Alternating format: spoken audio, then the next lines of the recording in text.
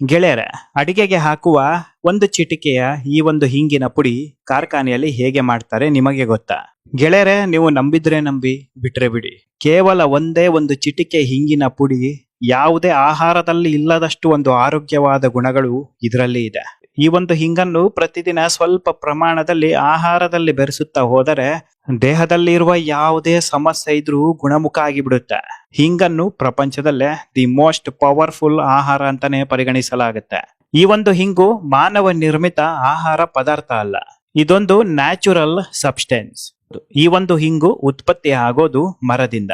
ಎಲ್ಲರೂ ಅಂದ್ಕೊಂಡಿರೋದು ಏನಪ್ಪಾ ಅಂತಂದ್ರೆ ಎಲ್ಲಾ ರೀತಿಯ ಮರಗಳಿಂದ ಹಿಂಗು ಬರುತ್ತೆ ಅಂತ. ಆದರೆ ಈಗ ನೀವು ನೋಡ್ತಾ ಇದ್ದೀರಲ್ವಾ, ಈ ಒಂದು ಮರದಲ್ಲಿ ಬಿಟ್ಟರೆ ಹಿಂಗು ಯಾವುದೇ ಮರದಲ್ಲೂ ಕೂಡ ಸಿಗೋದು ಇಲ್ಲ, ಉತ್ಪತ್ತಿನೂ ಆಗೋದಿಲ್ಲ.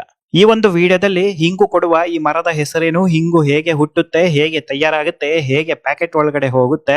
ಭಾರತ ದೇಶದಲ್ಲಿ 1 kgಯ ಒರಿಜಿನಲ್ 100% ಹಿಂಗಿನ ಬೆಲೆ ಬರೋಬ್ಬರಿ 40,000ಕ್ಕೂ ಹೆಚ್ಚಿದೆ.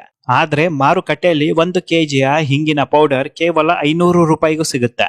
500 ರೂಪಾಯಿಗೆ ಸಿಗುವ ಈ ಒಂದು ಹಿಂಗು ಕೂಡ ಒರಿಜಿನಲ್ಲೇ, 40,000 ರೂಪಾಯಿಗೂ ಸಿಗುವ ಹಿಂಗು ಕೂಡ ಒರಿಜಿನಲ್ಲೇ. ಆದರೆ ವ್ಯತ್ಯಾಸ ಇದೆ. ಈ ವ್ಯತ್ಯಾಸ ಏನು ಎಂಬುದನ್ನು ಕೂಡ ಈ ವಿಡಿಯೋದಲ್ಲಿ ಹೇಳುತ್ತೇನೆ. ಗೆಳೆಯರೆ, ನಿಮಗೆಲ್ಲರಿಗೂ ಹಿಂಗಿನ ಕಾರ್ಖಾನೆಗೆ ಸ್ವಾಗತ, ಸುಸ್ವಾಗತ. ಹಿಂಗು ಪುಡಿ ತಯಾರಿಕೆಗೆ ಬೇಕಾಗಿರುವ ಒಂದು ಪ್ರಮುಖ ಮತ್ತು ಮುಖ್ಯವಾದ ಪದಾರ್ಥ ಯಾವ್ದಪ್ಪ ಅಂತಂದ್ರೆ ಹಿಂಗು ಕಲ್ಲುಗಳು. ಗೆಳೆಯರೆ, ಹಿಂಗು ಕಲ್ಲು ಅಂದ ತಕ್ಷಣ ನಿಮಗೆ ಸ್ವಲ್ಪ ಕನ್ಫ್ಯೂಸ್ ಆಗಿರುತ್ತೆ. ಯಾಕಪ್ಪ ಅಂತಂದ್ರೆ ನಾನು ವಿಡಿಯೋದ ಶುರುವಲ್ಲಿ ಹಿಂಗು ಮರದಿಂದ ಬರುತ್ತೆ ಅಂತ ಹೇಳಿದ್ದೆ, ಈಗ ನೋಡಿದ್ರೆ ಕಲ್ಲು ಅಂತ ಹೇಳುತ್ತಾ ಇದ್ದೇನೆ. ಯಾವುದೇ ಕಾರಣಕ್ಕೂ ಕನ್ಫ್ಯೂಸ್ ಆಗಬೇಡಿ. ಮರದಿಂದ ಬರುವ ಹಿಂಗು ಹೇಗೆ ಕಲ್ಲಾಗುತ್ತೆ ಎಂಬುದನ್ನು ನಿಮ್ಮ ಕಣ್ಣಾರೆ ಇವಾಗಲೇ ನೋಡ್ತೀರಾ. ಈ ಒಂದು ಹಿಂಗು ಫೆರುಲಾ ಎಂಬ ವಿಶೇಷವಾದ ಮರದಿಂದ ಬರುತ್ತೆ. ಈ ಒಂದು ಫೆರುಲಾ ಮರಗಳು ಭಾರತ ದೇಶದಲ್ಲಿ ಇಲ್ಲ, ಹಾಗೆ ಭಾರತ ದೇಶದಲ್ಲಿ ಹಿಂಗು ತಯಾರಿಕೆ ಕೂಡ ಇಲ್ಲ. ಭಾರತ ದೇಶದಲ್ಲಿ ಮಾರಾಟ ಆಗುವ ಎಲ್ಲಾ ಹಿಂಗು ಪುಡಿಗಳು ಬೇರೆ ದೇಶದಿಂದ ಬರುತ್ತೆ. ಭಾರತ ದೇಶದ ವಾತಾವರಣಕ್ಕೆ ಈ ಒಂದು ಫೆರುಲಾ ಮರಗಳು ಬೆಳೆಯೋದಿಲ್ಲ, ಬೆಳೆದ್ರೂ ಕೂಡ ಹಿಂಗು ಕೊಡೋದಿಲ್ಲ. 2020ನೇ ಇಸ್ವಿಯಿಂದ ಫೆರುಲಾ ಮರಗಳನ್ನು ಭಾರತ ದೇಶದಲ್ಲಿ ಬೆಳೆಯೋದಕ್ಕೆ ಎಕ್ಸ್ಪೆರಿಮೆಂಟ್ಗಳು ನಡೆಯುತ್ತಾ ಇದೆ, ಆದ್ರೆ ಎಲ್ಲವೂ ಫೇಲ್ ಆಗ್ತಾ ಇದೆ. ಈ ಒಂದು ಮರಗಳು ಅಫ್ಘಾನಿಸ್ತಾನ್, ಇರಾನ್, ಉಜ್ಬೇಕಿಸ್ತಾನ್ ಮತ್ತು ಟರ್ಕ್ಮೇನಿಸ್ತಾನ್ ಭಾಗಗಳಲ್ಲಿ ಬೆಳೆಯುತ್ತೆ. ಈ 4 ದೇಶಗಳನ್ನು ದ ಕಿಂಗ್ ಆಫ್ ಹಿಂಗ್ಸ್ ಅಂತ ಕರೀತಾರೆ. ಈ ಒಂದು ಮರಗಳು ನೋಡೋದಕ್ಕೆ ತುಂಬಾ ವಿಚಿತ್ರವಾಗಿರುತ್ತೆ ಮತ್ತು 2 ರಿಂದ 3 ಮೀಟರ್ ಎತ್ತರ ಬೆಳೆಯುತ್ತೆ. ಎಲೆಗಳು ಸಾಮಾನ್ಯವಾಗಿ ಸ್ವಲ್ಪ ದೊಡ್ಡದಾಗಿರುತ್ತೆ ಮತ್ತು ಹಸಿರು ಬಣ್ಣದಾಗಿರುತ್ತೆ. ಈ ಒಂದು ಮರಗಳಿಗೆ ಅಧಿಕ ಪ್ರಮಾಣದ ಬಿಸಿಲು ಬೇಕು ಮತ್ತು ಒಣ ಹವಾಮಾನ ಬೇಕು. ಮೋಡ ಕವಿದ ವಾತಾವರಣ, ಮಳೆ, ತಂಪು ಇದ್ದರೆ ಈ ಒಂದು ಮರಗಳು ಬೆಳೆಯೋದಿಲ್ಲ, ಬೆಳೆದ್ರೂ ಕೂಡ ಹಿಂಗು ಕೊಡೋದಿಲ್ಲ. ಈ ಒಂದು ಮರದಿಂದ ಹಿಂಗು ಹೇಗೆ ಬರುತ್ತೆ ಅಂತ ನೋಡೋದಾದ್ರೆ, ಈ ಒಂದು ಫೆರುಲಾ ಮರಗಳಿಗೆ 5 ವರ್ಷ ವಯಸ್ಸಾದ ನಂತರ ಮಾತ್ರ ಹಿಂಗು ಕೊಡಲು ಯೋಗ್ಯವಾಗುತ್ತೆ. ಗೆಳೆಯರೆ, 1 ಅಲ್ಲ 2 ಅಲ್ಲ 3 ಅಲ್ಲ, ಬರೋಬ್ಬರಿ 5 ವರ್ಷ ಆದ ಮೇಲೆ ಮರದಿಂದ ಹಿಂಗು ಬರೋದು. ಯಾಕೆ ದುಬಾರಿ ಅಂತ ಕೇಳ್ತಾರಲ್ವಾ, ಇದೇ ಕಾರಣಕ್ಕೆ ದುಬಾರಿ. ಈ ಒಂದು ಫೆರುಲಾ ಮರದ ಬೀಜವನ್ನು ನೆಟ್ಟ ರೈತ ಬರೋಬ್ಬರಿ 5 ವರ್ಷಗಳ ತನಕ ಕಾಯಬೇಕು ಹಿಂಗು ಬಂದು ಲಾಭ ಬರೋದಕ್ಕೆ. 5 ವರ್ಷ ಆದ ಮೇಲೆ ಹಿಂಗು ಬರುವ ಸಮಯದಲ್ಲಿ ಮರಕ್ಕೆ ಏನಾದ್ರೂ ಹಾನಿ ಆದ್ರೆ ಮತ್ತೆ 5 ವರ್ಷ ಕಾಯಬೇಕು. ಇಷ್ಟೊಂದೆಲ್ಲ ರಿಸ್ಕ್ ಇರೋದ್ರಿಂದ ಹಿಂಗಿನ ತಯಾರಿಕೆ ಬಹಳ ಕಡಿಮೆ ಆಗ್ತಾ ಇದೆ. ಇದೇ ಕಾರಣಕ್ಕೆ ಬೆಲೆ ಆಕಾಶಕ್ಕೆ ಹೋಗಿ ತಲುಪುತ್ತಾ ಇದೆ. ನೀವಿನ್ನೂ ನನ್ನ official Facebook page Sudheendra Explorer ನ ಫಾಲೋ ಮಾಡಿಲ್ಲ ಅಂದ್ರೆ ಈಗಲೇ ಫಾಲೋ ಮಾಡಿ. Facebook page link description box ಅಲ್ಲಿ ಇರುತ್ತೆ, ಒಂದು ಸಲ ಚೆಕ್ ಮಾಡಿ. ಫೆರುಲಾ ಮರಕ್ಕೆ ಒಂದು ಸಲ 5 ವರ್ಷ ತುಂಬಿದ ಮೇಲೆ ಕತ್ತಿಯಿಂದ ಸಣ್ಣದಾಗಿ ಮರವನ್ನು ಕೊಯ್ಯುತ್ತಾರೆ. ಮರದ ಒಳಭಾಗದಿಂದ ಹಿಂಗ್ ರಾ ರೆಸಿನ್ ಎಂಬುವ ಒಂದು ಲಿಕ್ವಿಡ್ ಹೊರಗಡೆ ಬರುತ್ತೆ. ಈ ಒಂದು ಲಿಕ್ವಿಡ್ ನೋಡೋದಕ್ಕೆ ಬಿಳಿ ಬಣ್ಣ. ಇದನ್ನು ಫೆರುಲಾ ಬ್ಲಡ್ ಅಂತ ಕರೀತಾರೆ. ಮನುಷ್ಯನಿಗೆ ಚರ್ಮ ಕೊಯ್ದಾಗ ಒಳಗಡೆಯಿಂದ ಹೇಗೆ ಬ್ಲಡ್ ಹೊರಗಡೆ ಬರುತ್ತೆ ಅಲ್ವಾ, ಸೇಮ್ ಇದೇ ರೀತಿ ಫೆರುಲಾ ಮರವನ್ನು ಕೊಯ್ದಾಗ ಒಳಗಡೆಯಿಂದ ಬಿಳಿ ರಕ್ತ ಹೊರಗಡೆ ಬರುತ್ತೆ. ಈ ಒಂದು ದ್ರವ ಕನ್ಸಿಸ್ಟೆನ್ಸಿಯಲ್ಲಿ ಬಹಳ ದಪ್ಪವಾಗಿ ಇರುತ್ತೆ, ನೀರಿನ ರೀತಿ ಫ್ಲೋ ಆಗೋದಿಲ್ಲ. ಈ ದ್ರವ ಹೊರಗಡೆ ಬರುತ್ತಾ ಇದ್ದಂತೆ ಅದನ್ನು ಕಲೆಕ್ಟ್ ಮಾಡೋದಿಲ್ಲ, ಮರದ ಮೇಲೆ ಹಾಗೆ ಬಿಟ್ಬಿಡ್ತಾರೆ.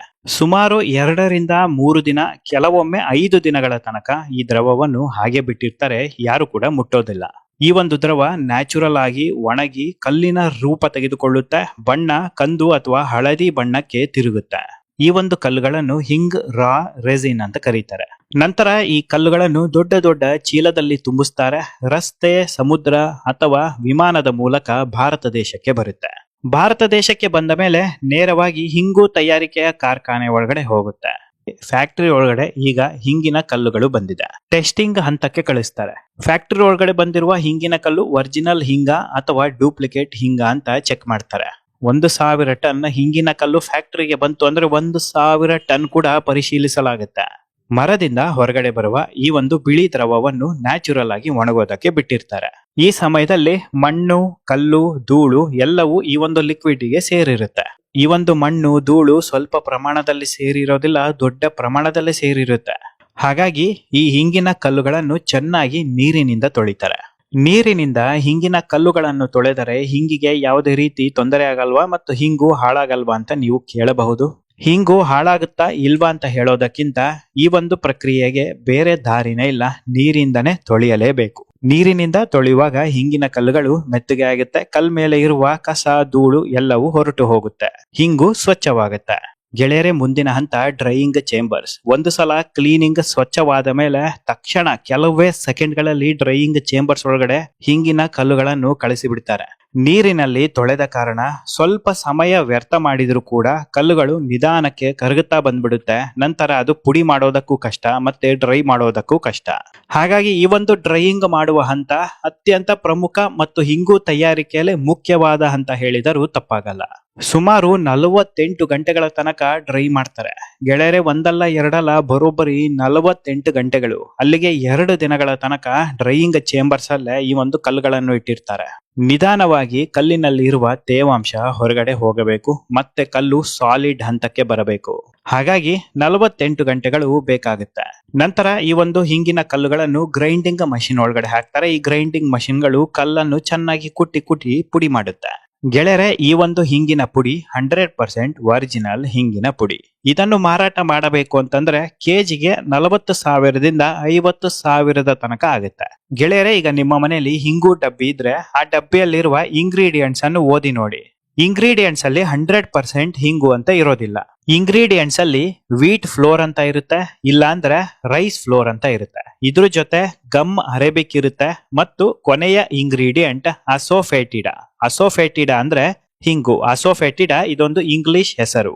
ಗೆಳೆಯರೆ, ಈ ರೀತಿಯ ಹಿಂಗಿನ ಪುಡಿಯನ್ನು ಮಿಕ್ಸ್ಡ್ ಹಿಂಗು ಅಂತ ಕರೀತಾರೆ. ಭಾರತ ದೇಶದಲ್ಲಿ 99% ಮಾರಾಟ ಆಗುವ ಹಿಂಗಿನ ಪುಡಿಗಳು ಇವೆ. ಒರಿಜಿನಲ್ ಹಿಂಗಿನ ಪುಡಿ ಕೇವಲ 1% ಮಾರಾಟ ಆದರೂ ಆಗಬಹುದು. ಹಿಂಗಿನ ಪುಡಿ ಕಂಪ್ಲೀಟ್ ಆಗಿ ತಯಾರಾದ ಮೇಲೆ ಹಿಂಗಿನ ಪುಡಿಯ ಕ್ವಾಂಟಿಟಿಯನ್ನು ಹೆಚ್ಚು ಮಾಡೋದಕ್ಕೆ ರೈಸ್ ಫ್ಲೋರ್ ಅಥವಾ ವೀಟ್ ಫ್ಲೋರ್ ಅನ್ನು ಬೆರೆಸ್ತಾರೆ. ನಂತರ ಗಮ್ ಅರೇಬಿಕ್ ಪುಡಿಯನ್ನು ಬೆರೆಸ್ತಾರೆ. ಗೆಳೆಯರೆ, ಸಾಕಷ್ಟು ಜನ ಅಂದ್ಕೊಂಡಿರೋದು ಈ ಒಂದು ಗಮ್ ಅರೇಬಿಕ್ ಹಾನಿಕಾರಕ ಕೆಮಿಕಲ್ಸ್ ಹಾಗೆ ಹೀಗೆ ಅಂತ. ಆದ್ರೆ ಇದೊಂದು ನ್ಯಾಚುರಲ್ ಪ್ರಾಡಕ್ಟ್, ಇದು ಕೆಮಿಕಲ್ ಅಲ್ಲ. ಮರಗಳಲ್ಲಿ ಕಂಡುಬರುವ ಒಂದು ವಿಚಿತ್ರವಾದ ಅಂಟು. ಇದನ್ನು ಬೆರೆಸೋದ್ರಿಂದ ಹಿಂಗಿನ ಪುಡಿಯ ವಾಸನೆ ಹಾಗೆ ಸ್ಥಿರದಲ್ಲಿ ಇರುತ್ತೆ, ಕಂಟ್ರೋಲ್ ಅಲ್ಲಿ ಇರುತ್ತೆ, ಹೊರಗಡೆ ಹೋಗೋದಕ್ಕೆ ಬಿಡೋದಿಲ್ಲ.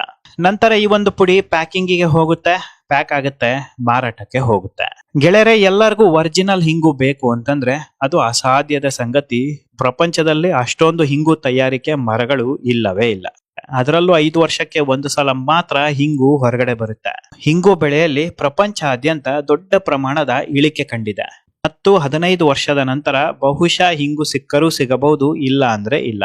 ಇನ್ನೊಂದು 10 ವರ್ಷ ಆದಮೇಲೆ ಹಿಂಗು ಇತಿಹಾಸದ ಪುಸ್ತಕ ಸೇರುತ್ತೆ ಮತ್ತು ಹಿಂಗಿನ ಬೆಲೆ ಇನ್ನು 100 ಪಟ್ಟು ಹೆಚ್ಚಾಗಿರುತ್ತೆ. ಗೆಳೆಯರೆ, ನಿಮಗೆ ಗೊತ್ತಿರಲಿ, ಹಿಂಗು ಕೇವಲ ಅಡಿಗೆಯ ರುಚಿ ಹೆಚ್ಚಿಸೋದಷ್ಟೇ ಅಲ್ಲ, ಆರೋಗ್ಯದ ಒಂದು ನಿಧಿ ಅಂತ ಹೇಳ್ತಾರೆ. ಕೇವಲ ಒಂದೇ ಒಂದು ಚಿಟಿಕೆಯಷ್ಟು ಹಿಂಗು ಹೊಟ್ಟೆಯ ಎಲ್ಲ ಸಮಸ್ಯೆಗಳಿಗೂ ರಾಮಬಾಣ. ಗ್ಯಾಸ್, ಅಸಿಡಿಟಿ, ಬ್ಲೋಟಿಂಗ್ ಮತ್ತು ಇಂಡೈಜೆಷನ್ಗೆ ಹಿಂಗು ತಕ್ಷಣ ರಿಲೀಫ್ ಕೊಡುತ್ತೆ. ಹೊಟ್ಟೆಯಲ್ಲಿ ಇರುವ ಹುಳುಗಳನ್ನು ನಾಶ ಮಾಡುತ್ತೆ. ಹಿಂಗಿನಲ್ಲಿರುವ ಆಂಟಿ ಪ್ಯಾರಾಸೈಟಿಕ್ ಗುಣ ಮಕ್ಕಳಲ್ಲಿರುವ ಹುಳು ಸಮಸ್ಯೆಯನ್ನು ಕಡಿಮೆ ಮಾಡುತ್ತೆ. ಹಿಂಗು ತಿನ್ನೋದ್ರಿಂದ ಕೊಲೆಸ್ಟ್ರಾಲ್ ಕಡಿಮೆ ಮಾಡುತ್ತೆ ಮತ್ತು ಬ್ಲಡ್ ಕ್ಲಾಟ್ಸ್ ಆಗೋದನ್ನು ಕೂಡ ತಡೆಯುತ್ತೆ. ಹಿಂಗು ನ್ಯಾಚುರಲ್ ಸ್ಟ್ರಾಂಗೆಸ್ಟ್ ಫುಡ್ ಪ್ರಾಡಕ್ಟ್ ಆಗಿರುವ ಕಾರಣ ಇದು ಕಡಿಮೆ ಪ್ರಮಾಣದಲ್ಲೇ ಅಡಿಗೆಗಳಿಗೆ ಬಳಸಬೇಕು. ಜಾಸ್ತಿ ಬಳಸೋದು, ಜಾಸ್ತಿ ಪ್ರಮಾಣದಲ್ಲಿ ತಿನ್ನೋದನ್ನ ಮಾಡಿದ್ರೆ ಆರೋಗ್ಯ ಕೂಡ ಏರುಪೇರು ಆಗುವ ಸಾಧ್ಯತೆ ಇರುತ್ತೆ. ಹಿಂಗಿನಲ್ಲಿ ಇರುವಷ್ಟು ಶಕ್ತಿಯನ್ನು ತೆಗೆದುಕೊಳ್ಳುವಷ್ಟು ಮಾನವ ದೇಹದಲ್ಲಿ ಶಕ್ತಿ ಇರೋದಿಲ್ಲ. ಹಾಗಾಗಿ ಹಿಂಗನ್ನು ಕಡಿಮೆ ಪ್ರಮಾಣದಲ್ಲಿ ಬಳಸೋದು. ಕಡಿಮೆ ಪ್ರಮಾಣ ಅಂದ್ರೆ 1 ಚಿಟಿಕೆ 2 ಚಿಟಿಕೆ ಅಷ್ಟೇ.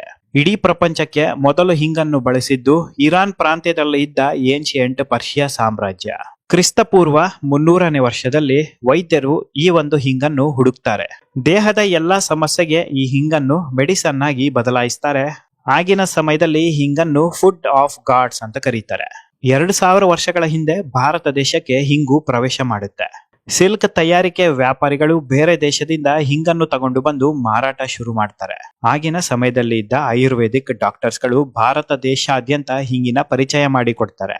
ಹಿಂಗನ್ನು ಪ್ರಕೃತಿ ಸೃಷ್ಟಿ ಮಾಡುತ್ತೆ, ಮಾನವರು ಅದನ್ನು ಹುಡುಕಿ ಬಳಸಲು ಆರಂಭಿಸುತ್ತಾರೆ.